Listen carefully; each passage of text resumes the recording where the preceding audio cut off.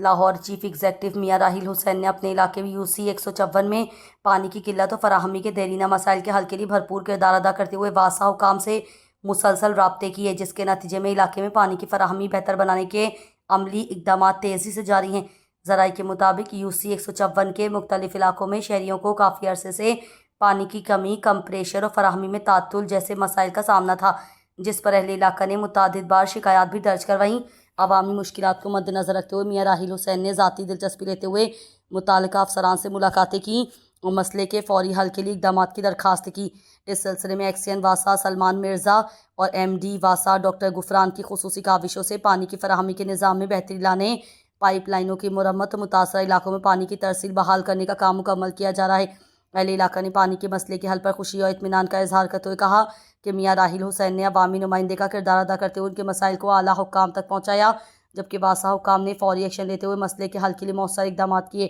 شہریوں نے امید ظاہر کی کہ مستقبل میں بھی اسی طرح بنیادی سہولیات کی فراہمی کے لیے عملی اقدامات جاری رکھے جائیں گے تاکہ عوام کو درپیش مسائل بر وقت حل ہو سکیں۔